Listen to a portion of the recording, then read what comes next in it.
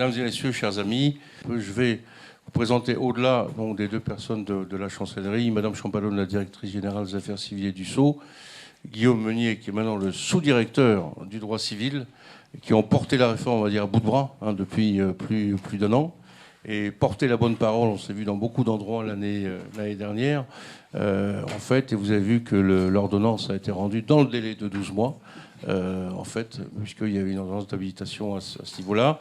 Donc, au-delà, on aura une première partie avec le professeur Mercadal, que je salue et qui nous fait l'honneur et l'amitié de venir.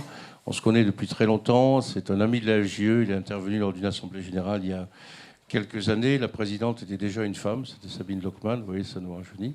En fait, à côté, Anne-Laure Godilla, que je salue aussi, de la direction juridique des mines Paritech, qui a travaillé avec nous dans le groupe de travail ad hoc depuis plus d'un an et qui fait de nombreuses présentations aussi. Et puis ça va continuer sur ce sujet qui est notre pain quotidien à nous, les juristes d'entreprise. Maître Martel, du cabinet Auric Rambaud-Martel, qu'on ne présente pas depuis une certaine victoire sur un certain Bernard Tapie. Là, je ne sais pas si vous avez le chèque depuis ou pas. Je vais laisser la parole à Madame Champalonne, donc, qui va nous dire quelques mots, bien sûr, sur l'ordonnance, tout ce qu'elle en connaît, mais surtout sur la suite des événements. Vous m'aviez parlé, lorsqu'on s'était vu à Rouen l'année dernière, à l'invitation du bâtonnier, aussi du service après-vente, vous l'avez appelé comme tel, de cette ordonnance qui compte plus de 300 articles et de tout ce qu'il faudra faire pour être prêt pour le 1er octobre. Vous avez vu, un des slogans de la FJE, c'est « jouons un coup d'avance ». Alors on va essayer de s'organiser pour être prêt. Nous, c'est d'ailleurs le cas dans beaucoup de directions juridiques pour le 1er octobre. Si vous voulez bien, alors soit je vous donne le micro, soit vous allez au pupitre, c'est comme vous voulez. Merci. Bien d'abord, je suis ravie d'être avec vous ce matin, serait-ce brièvement pour parler, effectivement, donner quelques éléments de présentation de cette réforme qui, effectivement, est historique. Puisque cette partie du droit civil, à l'exception de deux points ponctuels, n'avait pas été modifiée depuis 1804. Donc c'est très clair que nous avons l'impression d'avoir été nous sommes à une étape extrêmement importante dont Monsieur Meunier y est depuis plus longtemps que moi, puisque avant d'être sous-directeur du droit civil, il était chef du bureau du droit des obligations, qui a été au cœur de la préparation de cette réforme. En toute hypothèse, nous nous inscrivons, et cette dernière année, je vais y insister, l'a tout à fait montré, dans une démarche qui est très collective, qui dure depuis 10 ans en réalité, plus de 10 ans, au moment où l'idée de cette réforme a été lancée, parce que tout le reste du Code civil avait quand même beaucoup bougé. Il y avait un besoin manifeste d'évolution sur ce plan. Donc voilà, on se situe dans un travail, en réalité, qui dure depuis plus de 10 ans. Et puis vous voyez déjà certains... Maintenant, la réforme est commentée. Certains disent, en réalité, ça fait depuis 75 ans que ça dure. D'autres, depuis 100 ans, parce qu'effectivement, à la célébration du premier centenaire, il y avait déjà des interrogations sur la réforme. Bref, une œuvre de longue haleine, mais enfin, cette fois-ci, effectivement, l'ordonnance a été publiée et cela a été fait avec une dernière année, et c'est là où je veux insister sur l'idée de collectif, c'est qu'il y a eu une formidable mobilisation de l'ensemble de la communauté juridique et économique sur ce projet, conscient... tout le monde étant conscient de cette importance et de la fenêtre qui avait été ouverte par le législateur d'une habilitation qui n'avait qu'une durée d'1 an. Nous avions, nous, souhaité que ça soit plus compte tenu de l'ampleur du projet, mais le législateur qui, c'est légitime, ne souhaite pas quand même donner forcément trop d'habilitation et une durée trop longue, mettant en... notamment par rapport à l'argument qui lui est opposé en général par le gouvernement qui sollicite des ordonnances, et de dire c'est parce que dans le délai parlementaire ça va être trop long. Évidemment, la réponse, c'est donc vous devez être capable de le faire rapidement, puisque vous ne souhaitez pas qu'on prenne le temps du débat parlementaire. Donc un an extrêmement dense, et vous l'avez vu, nous avions jusqu'au 16 février 2016 pour pour publier l'ordonnance, et donc elle a été adoptée en Conseil des ministres le 10 février, qui était le dernier Conseil des ministres utile. C'est dire que nous avons vécu une année dense, avec donc cette mobilisation complète de la communauté juridique et économique, encore une fois, compte tenu de ce que ce droit des obligations, c'est évidemment celui des échanges économiques. Et donc, il est normal que de ce point de vue-là, la communauté aussi économique se soit mobilisée sur ce projet, avec un process d'élaboration. Bon, vous le savez, il y avait eu un certain nombre de travaux universitaires, des premiers projets publiés, et puis donc le dernier en date, celui de la chancellerie, qui faisait déjà la synthèse de tous ces travaux, et qui a donc donné lieu à peu près 5000 pages, c'est ça, Guillaume, de contributions. 257 contributions. Voilà. Donc que nous avons exploité dans les temps que j'ai rappelés, et qui font d'ailleurs que si vous comparez le projet originel qui a été soumis à la consultation publique et le projet qui a été publié, vous voyez bien que ces discussions, ces échanges, ces controverses aussi, ces débats, et puis bien sûr, parce que la chancellerie était porteuse du texte, mais c'est le texte du gouvernement, et donc ça a donné lieu aussi à des échanges interministériels et à des arbitrages du Premier ministre, comme c'est la règle pour l'élaboration de tout texte. Bref, entre le texte qui a été publié et le texte qui avait été mis en consultation, on voit bien qu'il y a eu toute cette dynamique d'échange pour améliorer le texte, répondre à un certain nombre d'interrogations et de critiques, pour aboutir donc à celui qui a été publié et que vous allez regarder ce matin dans le détail. Alors, j'ai vu, en me penchant vers ma voisine, qu'elle avait les bonnes feuilles, évidemment, non seulement le texte, mais le rapport au président de la République, puisque effectivement, je ne peux que vous conseiller de le regarder, puisque au-delà, il n'y a pas donc de débat parlementaire en dehors de ceux qui ont eu lieu sur l'habilitation. Et donc, du point de vue de l'appareil qui entoure en général l'élaboration d'une norme, nous n'avons pas effectivement ces débats parlementaires dont on sait qu'ils sont extrêmement utiles pour déterminer quelle était la volonté du législateur. Donc, ce qui fait que ce rapport au président de la République est plus nourri qu'un rapport classique sur une ordonnance, pour expliciter autant que faire se peut la portée des dispositions qui sont celles de l'ordonnance. Mais en toute hypothèse, ce que j'indiquais sur ce travail qui a eu lieu pendant un an, tous ces colloques, toutes ces contributions ont déjà fait l'objet, pour un certain nombre d'entre elles, de publications. Il y a encore beaucoup d'autres colloques et manifestations qui vont apporter tout cet appareil d'explication qui, pour vous, praticiens, est évidemment extrêmement important. Alors, je rappelle aussi, et ça, je pense que c'est quelque chose qui est évidemment très présent à votre esprit, c'est que si on dit que la rampe de lancement, c'était la plus immédiate, c'était il y a un peu plus de 10 ans, elle est quand même tout à fait concomitante à la publication du premier rapport de Doing Business. Et c'est clair que de ce point de vue-là, la réforme, et un professeur l'a écrit en disant que c'était le cri de ralliement de la réforme, elle a été d'emblée placée sous le signe de l'attractivité. Et donc c'est cette préoccupation d'avoir un droit français rénové et qui puisse être, dans le cadre par ailleurs du choix de la loi des contrats par les co-contractants, être un outil qui puisse tenir sa place dans un monde de compétition des droits dont évidemment nous n'ignorions rien de la réalité. Donc je crois important pour vous de rappeler ce point. Et dans le débat d'ailleurs, dans les débats qui ont eu lieu tout au long de cette année, il y a eu un certain nombre de dispositions les plus emblématiques de la réforme, même s'il ne faut pas réduire la réforme qui compte un peu plus de 370 articles assez je dirais, c'est peut-être ces éléments très, très importants, très symboliques, très novateurs. Il ne faut pas réduire la réforme à cela, mais ces éléments-là ont souvent été discutés ou disputés justement au regard de la question de l'attractivité.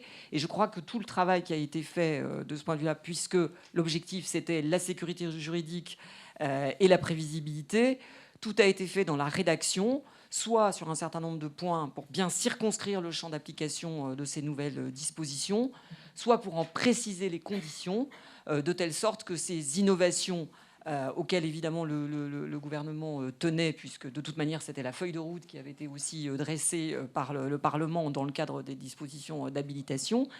Et dans cette feuille de route, il y avait la justice contractuelle, très clairement, mais il a toujours été, c'est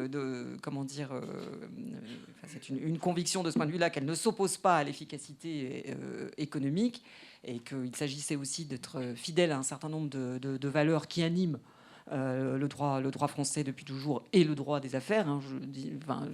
J'enfonce une porte ouverte. On sait bien qu'il y a une morale des affaires, donc que ce droit-là s'inspire de valeurs. Je pense que ça n'était pas une révolution.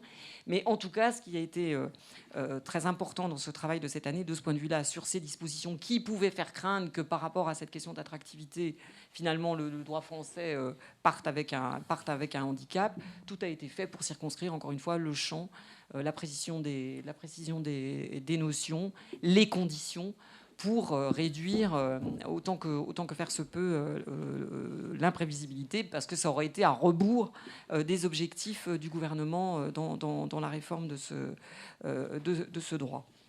Alors, j'ai vu dans votre programme que justement vous allez aborder ces éléments phares. Et comme j'ai assez peu de temps, je vais tout de suite vous parler quand même du calendrier et des suites. Donc nous avons 6 mois pour transformer l'essai, mais en tout cas pour déposer un projet de loi de ratification au Parlement. Donc nous sommes en train d'élaborer ce projet de loi. Alors dans notre technique, il y a 2 types de projets de loi. Il y a ce qu'on appelle les SEC, c'est-à-dire qu'il y a un article de ratification, point. Mais évidemment, ensuite, il peut y avoir des amendements au niveau du Parlement. Et puis, il peut y avoir, parce qu'on s'aperçoit qu'il y a éventuellement des choses à corriger, ne serait-ce que des coquilles. Et donc, il peut y avoir un projet de loi qui est un tout petit peu plus élaboré. Bon, ça peut arriver. De toute manière, nous sommes en train de le préparer. Et de ce point de vue-là aussi, les retours immédiats que nous avons sur les dispositions publiées nous aident à finaliser, j'ai horreur de ce mot et je n'arrête pas de l'employer, à achever la préparation de ce projet de loi. Et donc ensuite, débat au Parlement sur ce projet de loi de ratification. Dont je ne sais pas exactement quand il aura lieu, sans doute d'ici la fin de l'année. Alors, autre aspect du calendrier, puisque nous parlons du droit des contrats, certes, mais en réalité, ce qui est entrepris, c'est une réforme du droit des obligations. Et d'ailleurs, l'ordonnance qu'on appelle la réforme sur le droit des contrats, elle s'appelle exactement la réforme du droit des contrats, du régime général des obligations et de la preuve. Et donc il n'a échappé à personne qu'il manque toute une partie de rénovation qui concerne le droit de la responsabilité civile. Alors que les fameux travaux qui sont à l'œuvre depuis plus de 10 ans, comme je l'ai dit, ont abordé notamment les rapports des professeurs Terré et Catala, qui sont le socle des travaux universitaires de cette réforme, ont abordé évidemment les 2 sujets. Alors, et le gouvernement donc avait un plan d'ensemble à cet égard. Mais compte tenu de ce que, effectivement, tout ne pouvait pas forcément être fait dans le même temps, notamment du point de vue des débats parlementaires, pour le droit des contrats, le régime général et le régime de la preuve, donc il a été choisi de procéder par ordonnance. Et pour le droit de la responsabilité civile, qui se prête évidemment particulièrement bien à des débats fondamentaux de société. Il y a des questions extrêmement techniques comme en matière de droit des contrats, mais ça n'est pas la question de la technicité de la réforme qui a conduit à choisir la voie de l'ordonnance. Le Parlement passe son temps à travailler sur des textes d'une technicité rare. C'est avant tout une question de calendrier. Mais le calendrier ne peut pas non plus justifier que pour des projets qui sont susceptibles de faire naître des vrais débats de société, il n'y ait pas, de ce point de vue-là, le passage parlementaire classique, si je puis dire. Donc c'est ce qui avait été annoncé pour la réforme de la responsabilité civile. Et lorsqu'il a présenté donc, en Conseil des ministres le 10 février dernier l'ordonnance qui allait être publiée le lendemain et dont nous parlons aujourd'hui, le garde des Sceaux a annoncé qu'il soumettrait prochainement à la consultation, donc selon un mécanisme relativement identique à ce qui s'est passé pour le projet d'ordonnance qui est devenu l'ordonnance, donc qu'il soumettrait prochainement le texte élaboré par la chancellerie, parce que oui, nous avons un texte, donc un texte de loi cette fois-ci. Ça doit être à peu près ça, Guillaume. Non, mais on ne le fait pas au poids. Hein. C'est pas notre façon de concevoir effectivement l'élaboration de la norme, mais effectivement c'est un texte important. Mais pourquoi ? Parce que effectivement aujourd'hui toute la responsabilité civile tient en 5 articles et en une jurisprudence extrêmement abondante, et que l'idée de ce point de vue-là est de revenir à ce qui est le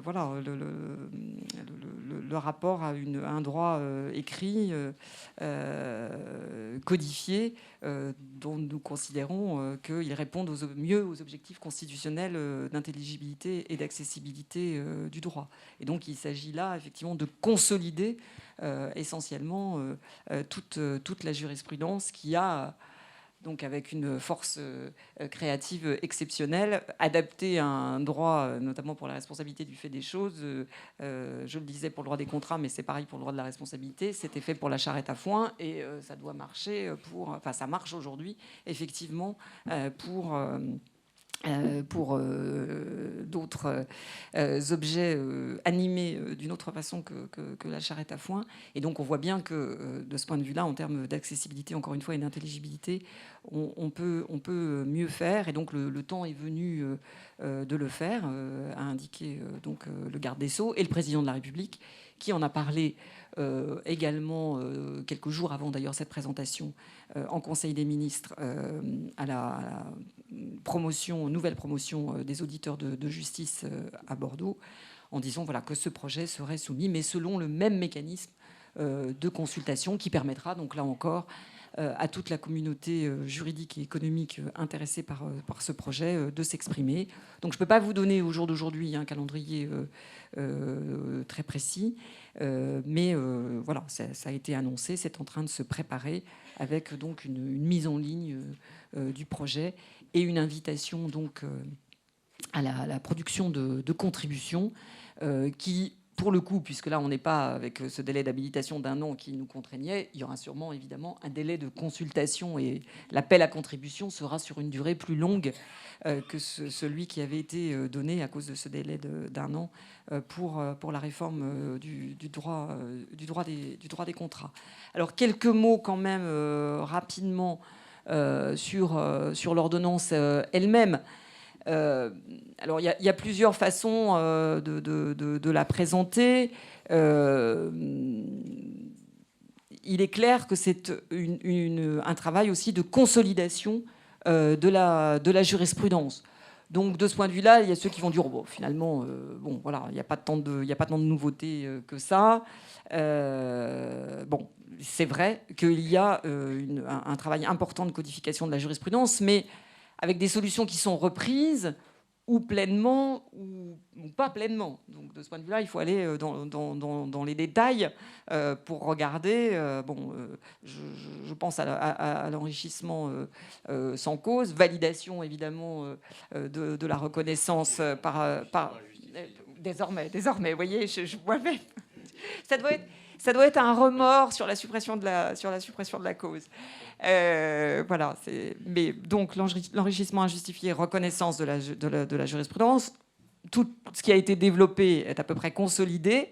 Mais par exemple, il y a un point sur les restitutions où désormais l'indemnisation de la valeur de jouissance qui a été éventuellement produite, qui n'était pas donc reconnue par la jurisprudence, là, l'est. Donc c'est pour ça c'est une œuvre de consolidation de la jurisprudence, mais on n'a pas tout repris. Il y a des choix qui ont été faits, et notamment, d'ailleurs, en considération de ce que certaines de ces jurisprudences, alors soit elles étaient totalement approuvées, et donc il n'y avait pas vraiment de raison de ne pas la consolider, soit au contraire qu'elle ait été discutée, et là un certain nombre d'arguments ont été examinés, et ça a conduit, dans certains cas, à ne pas la retenir. Il y a aussi, voilà, alors on peut dire, enfin on n'a pas fait de quantification exacte, mais qu'il y a peut-être une consolidation à hauteur de 80% du texte qui est de la consolidation de la jurisprudence. Et puis il y a aussi des innovations dont vous allez parler. Il y a donc une nouvelle structuration du plan qui se veut de ce point de vue-là plus didactique. Il y a l'affirmation d'un certain nombre de dispositions liminaires qui affirment, qui sont en forme de rappel, mais ou d'extension de grands principes qui irriguent le droit des contrats, comme la liberté contractuelle. Je dirais que ça, c'est une reconnaissance de la jurisprudence au plus haut niveau, puisque c'est le Conseil constitutionnel qui a indiqué qu'elle avait valeur constitutionnelle, cette liberté. Quand je dis rappel de principe, sur la bonne foi, rappel ou extension, la bonne foi qui doit désormais s'exprimer à tous les stades du contrat. Il y a des innovations sur la définition des principaux types de contrats, et dont certains font leur entrée dans le code. Il y a des innovations, voilà où je voulais en venir, qui sont celles de la pratique, qui sont celles qui sont issues de votre pratique, dont il est apparu nécessaire, justement pour éviter des débats inutiles sur la validité juridique de ces innovations. Eh bien, il a été estimé qu'effectivement, il fallait les consolider dans le droit positif. Je pense, de ce point de vue-là, à la cession de contrat qui est consacré et dont le régime est précisé. Alors, je ne vais pas, d'abord, encore une fois, j'ai peu de temps, vous allez parler des innovations que sont l'imprévision, l'introduction des clauses abusives, la disparition de la cause. Alors là, je pense qu'on peut en discuter à l'infini. Je parlais souvent de métamorphose, j'en suis à métampsychose. Voilà. Donc,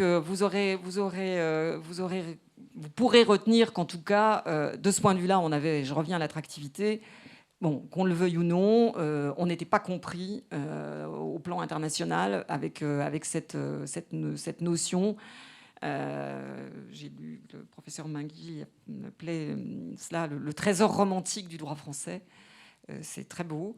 Mais effectivement, on n'était pas compris dans les débats. En revanche, ce qui était très compris et très utile, c'est ce que la jurisprudence avait dégagé comme fonction de la cause. Et de ce point de vue, l'ordonnance, donc, qui ne parle plus de cause du contrat ni d'objet, mais de contenu et de but, reprend les fonctionnalités de la cause qui avait été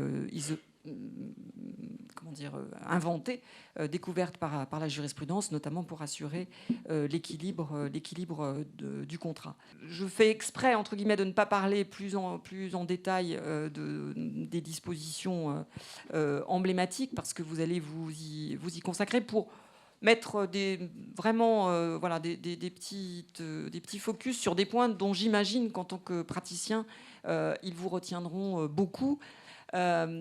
Tout ce qui est l'avant-contrat, qui justement n'était pas, il n'y avait rien dans le code civil de ce point de vue-là, et donc la jurisprudence a tout construit. Donc pour l'essentiel, nous avons consolidé toute la création jurisprudentielle à cet égard, qui est quand même de nature, parce qu'encore une fois, l'objectif aussi, c'était la sécurité juridique, à sécuriser le moment où les parties, elles ne sont pas encore parties, mais bon, voilà, elles se rapprochent, elles discutent, elles négocient. Je pense, ça fait partie de votre vie quotidienne. Et créer un cadre juridique précis à cet égard, c'est particulièrement important. Alors, un petit point, il y a une disposition sur la confidentialité. Je pense que c'est un élément qui, pour vous, là aussi, est très, très concret. Alors, on pourra en discuter. Je n'ai pas encore vu de commentaires là-dessus, sur le thème où, de toute manière, il pouvait y avoir déjà des actions en responsabilité civile, pour le coup, pour une méconnaissance, pour une faute de cette nature. Mais enfin, bon, voilà, l'existence d'une obligation de confidentialité qui entoure des pourparlers contractuels est désormais prévue dans le texte. Autre élément très, très pratique, les actions interrogatoires. C'est une nouveauté et qui, je ne dirais jamais qu'il s'agit d'éviter le recours au juge, parce qu'il y a eu des débats qui ont été, à mon avis, un petit peu artificiels sur la question du pouvoir du juge qui aurait été excessif, donc qui aurait donné lieu à de l'imprévision, à du contentieux inutile, etc. Bon. Revenons aux fondamentaux. Dans tout système de droit qui se respecte, il y a un juge. D'ailleurs, dans un certain nombre de cas, les reproches venaient d'un certain nombre de courants de pensée qui font la promotion d'un droit qui, par définition, est un droit jurisprudentiel, celui du case law. Bon, où le rôle du juge et la figure du juge est fondamentale. Alors, ce que j'entends bien, c'est que, évidemment, ça va avec le culte du précédent, et que ce qu'on reprochait de ce point de vue-là, éventuellement, à la jurisprudence française, c'est d'être incertaine, d'être fluctuante, d'être mouvante, de se construire progressivement. Bon, on connaît la série Chronopost et ce côté feuilleton, happening, qui n'est pas forcément très sécurisant, c'est certain, pour les entreprises. Donc, pas dans cet esprit d'éviter le recours au juge, parce que je crois que il est nécessaire dans un système de droit, encore une fois, d'avoir un juge et un système judiciaire qui fonctionne quand on a besoin de faire valoir le droit et son droit. Mais néanmoins, effectivement, on peut avoir tout un process qui puisse, entre gens de bonne foi, permettre d'éviter le contentieux qui est source de perte de temps et d'emploi d'argent qui peut être utilisé autrement. Donc ces actions interrogatoires, elles ont donc pour objet de mettre fin à une situation qui est incertaine. C'est notamment, donc elle a été prévue notamment en matière de pacte de préférence, pour interroger quelqu'un sur l'intention de se prévaloir d'un tel pacte, sur une discussion qui est très, très agaçante, je le sais, concrètement, c'est la question des pouvoirs du représentant qui donne lieu à beaucoup de contentieux, donc sur l'étendue de ses pouvoirs. Action qui permet d'y voir clair plus vite. Idem aussi sur l'exercice d'une action en nullité par le bénéficiaire d'un tel pacte. Donc voilà des choses concrètes qui peuvent retenir votre attention. Idem aussi sur la construction, la reconstruction de la question de l'inexécution du contrat, parce que vous les préparez, vous les rédigez, et puis voilà, il arrive que malgré tous les principes et la force obligatoire du contrat qui est réaffirmée, il y ait des difficultés d'exécution, voire des inexécutions. Et donc, ça me permet de dire que la force créatrice de la jurisprudence, elle était telle qu'elle avait permis de dégager des règles totalement contraires à la lettre de la loi de ce point de vue-là. Bon, oui, on a consolidé, parce que c'était approuvé par la pratique, on a consolidé la jurisprudence en matière d'inexécution et de réparation en nature. Mais donc, vous trouverez dans les nouveaux textes des dispositions qui permettent, par exemple, de mettre en œuvre à titre préventif l'exception d'inexécution. Je pense que c'est un point qui peut être utile voilà, au quotidien de connaître l'existence de cette action. Sur l'exécution en nature, quand même, je le dis, même si elle a été donc reconnue par la jurisprudence et qu'elle est consolidée dans le texte, bon, il y a quand même mis une limite avec quelque chose qui est pratiqué très habituellement, d'ailleurs par les juges, qui est une sorte de contrôle de proportionnalité. Donc là, évidemment, ce droit d'exiger l'exécution en nature est contrebalancé par l'examen d'une éventuelle disproportion entre le coût pour le débiteur de cette exécution en nature et l'intérêt pour le créancier. Vous voyez, de ce point de vue-là, petit exemple, mais on pourrait peigner, si je puis dire, toute l'ordonnance avec cet angle d'examen. Il s'agit, encore une fois, de rechercher un équilibre entre les parties au contrat, en fonction de situations, d'ailleurs, objectives. Il n'y a pas de...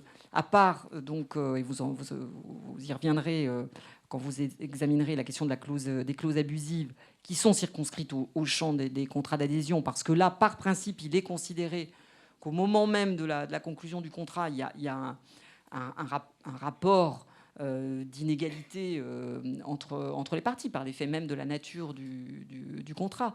Mais ça n'est pas, il n'y a pas de, comment dire, dans le texte d'affirmation, en dehors de ce cas précis, de ce qu'il y a nécessairement, dès le départ, entre contractants, forcément une situation d'inégalité, notamment économique, ou un rapport de force économique déséquilibré. Il peut exister au départ, il peut aussi exister en cours de contrat. C'est notamment comment dire, la vision de l'imprévision de ce point de vue-là. C'est pas, voilà, ça peut toucher la question de l'imprévision, la partie qui est forte au contrat au moment de la rédaction du contrat. Donc, de ce point de vue-là, il y a eu, et les débats, je crois, nous y ont beaucoup aidé, les contributions nous y ont beaucoup aidé. Il s'est agi d'objectiver les choses, d'avoir des conditions précises et prévisible pour assurer, encore une fois, la sécurité juridique. Dernier petit point, parce que je dis que j'ai pas le temps, et puis voilà, je déborde sur ce temps de parole qui m'était imparti. Des éléments, là aussi, qui vous intéressent concrètement en matière de preuve. La consécration de pouvoir faire des conventions en matière de preuve. C'est quelque chose qui, je pense, pour vous, est important. Des choses très, très concrètes aussi. Oui, on l'a mis en évidence dans l'appareil entre guillemets de communication qui accompagne nécessairement un tel texte pour dire que oui, un texte pris en 2016 s'intéresse évidemment à l'environnement numérique. Et donc, il y a de ce point de vue-là des dispositions sur notamment la force probante de la copie fiable qui, évidemment, ont vocation à témoigner de ce que le texte vit avec son temps et apportera, je crois, des solutions très concrètes pour les entreprises, notamment en matière d'archivage, qu'il soit papier d'ailleurs ou électronique. Dernier point, voilà, parmi vraiment ces pointillistes, mais pas exhaustifs, c'est cette revue et cette petite présentation. La consécration de l'acte sous signature privée contresigné par avocat dans le Code civil, qui, voilà, je pense là aussi vous intéresse dans votre pratique. Alors, cette disposition n'est pas novatrice au sens où elle était, voilà, elle est reprise d'un autre texte où elle était dans la loi de 91. Mais elle sort, et on voit bien, là, c'est pour conclure sur la question de l'accessibilité, de l'intelligibilité, elle était dans un texte qui intéressait les professionnels, les avocats. Ces dispositions du Code civil, c'est, comme l'a dit un professeur, et j'aime à reprendre pour conclure cette expression, c'est le droit des contrats pour tous.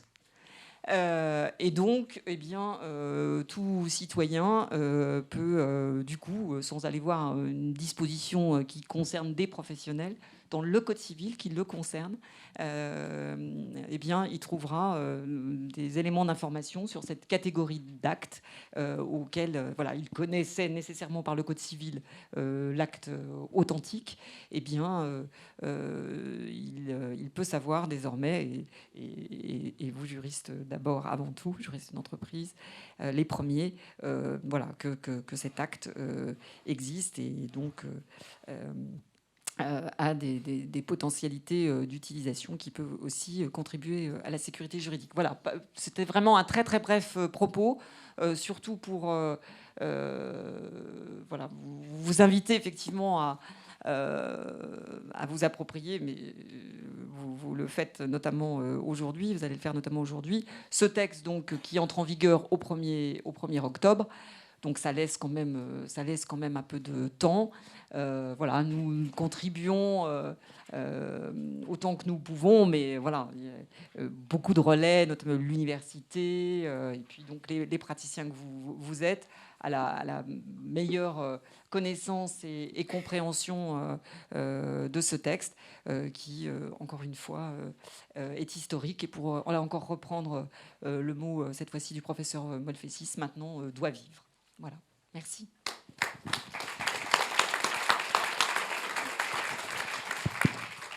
Madame Champalhomme, je voulais remercier au nom de toute l'assistance. Je sais que votre temps est compté, que c'est difficile de faire une synthèse, de brosser un tel tableau en quelques minutes.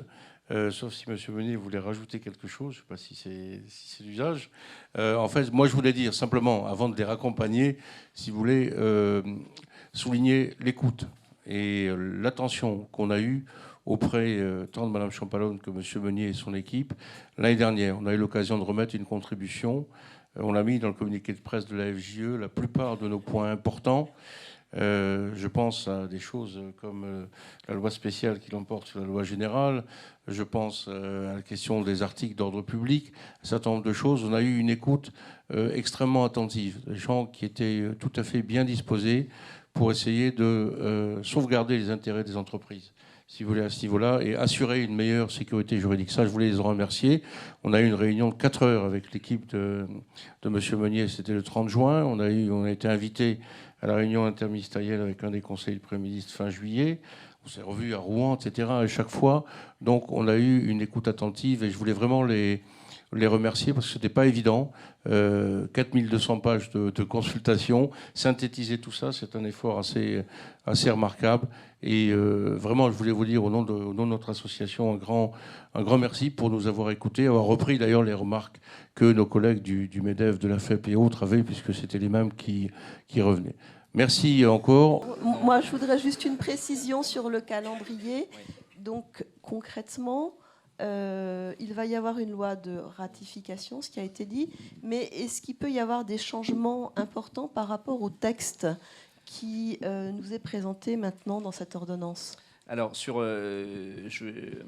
vais répondre à cette question de la façon suivante. Il faut se reporter au débat parlementaire qui, vous vous en souvenez, ont été assez vifs s'agissant d'habiliter le gouvernement à procéder par voie d'ordonnance, ordonnance qualifiée à l'époque, et votre serviteur a particulièrement apprécié en séance publique par le président de la commission des lois du Sénat comme étant de la législation de chef de bureau.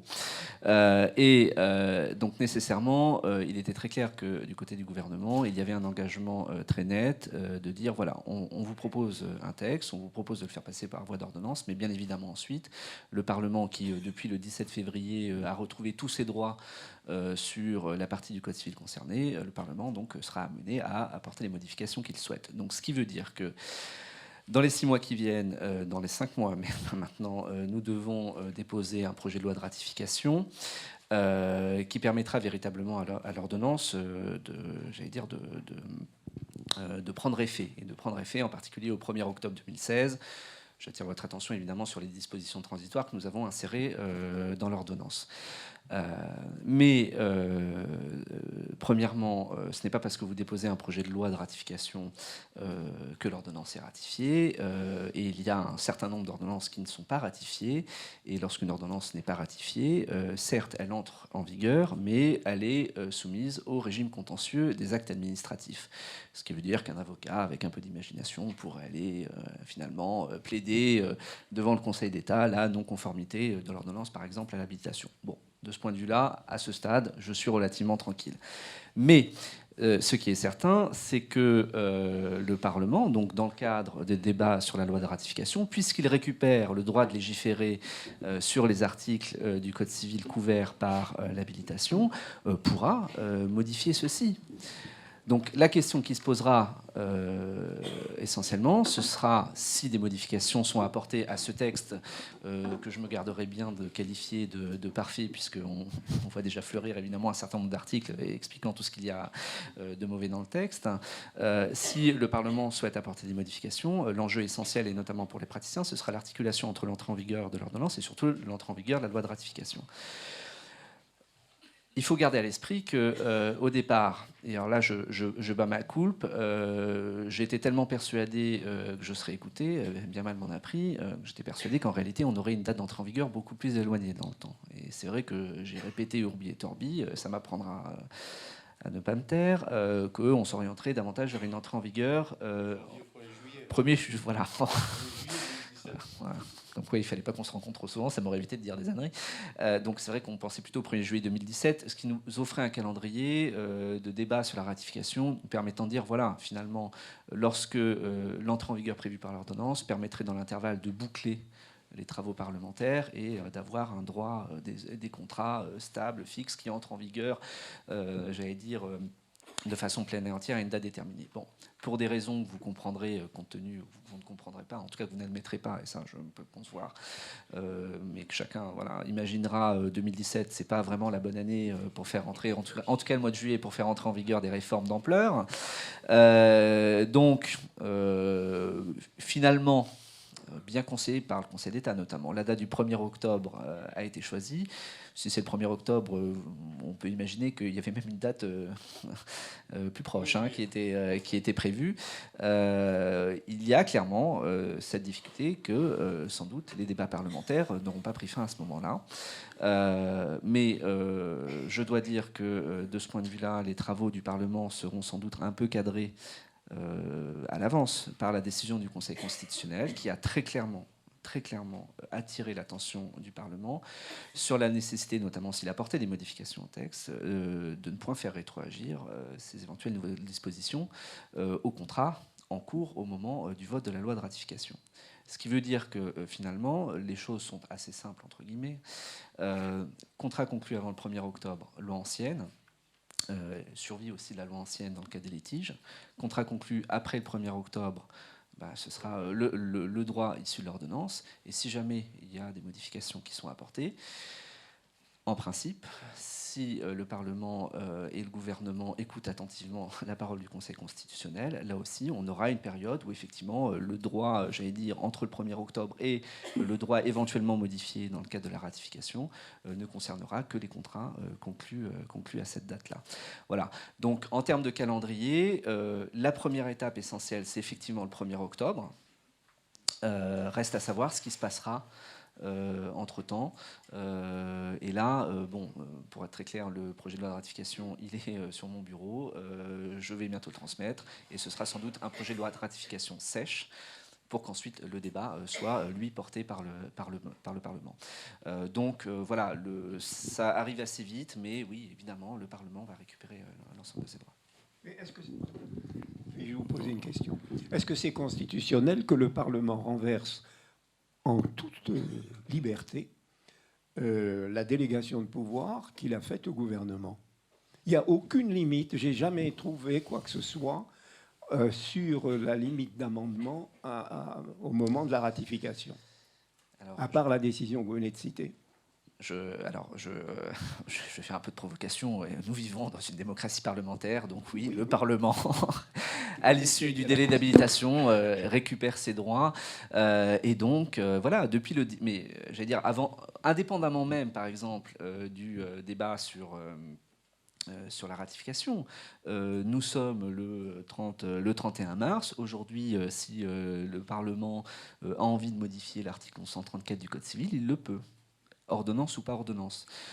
Donc le véritable enjeu, effectivement, bon, il y aura débat, hein, je ne sais pas, je me doute que du côté du Sénat, on ne se satisfera pas forcément du texte, mais s'il est admis que le texte globalement n'est pas trop mal, mais nécessite certains ajustements, là c'est le travail parlementaire. Et c'est normal, c'est normal. L'habilitation est donnée pour un temps donné. On nous a suffisamment reproché de ne pas respecter l'esprit de la Constitution. Et je lisais encore un article récent, un débat notamment entre le professeur Leveneur et l'ancien président de la section de l'intérieur du Conseil d'État, M. Robineau, disant voilà, une ordonnance n'est pas fait pour ça, c'est pas fait pour faire une réforme de cet ordre-là. Bon, la Constitution est claire, on peut faire une réforme de cet ordre-là, mais après, le Parlement recouvre ses droits et c'est absolument normal. Et c'est d'autant plus accepté de notre point de vue que, encore une fois, l'engagement politique était très clair. On vous demande, pour une réforme d'une telle ampleur, de passer par ordonnance parce que nous savons que sinon la réforme ne passera pas, pour des raisons notamment de calendrier parlementaire. En revanche, après, libre aux parlementaires de modifier le droit comme ils le souhaitent. Monsieur Meunier, merci beaucoup pour cette réponse. Ce que je vous propose, vous restez bien sûr avec nous, hein, le temps que vous voulez. Le temps que vous voulez. Alors, on va essayer de ne pas trop prendre de retard et de plonger tout de suite dans la première partie qu'on a appelée entre continuité, vous l'avez compris, puisque à peu près 75%, dit le professeur Dupichot, 80%, dit Madame Champalone, de la réforme était de l'incorporation à droit constant de plus de 2 siècles de jurisprudence, et en tout cas les 50 dernières années, ça c'est sûr, d'après ce que j'ai compris.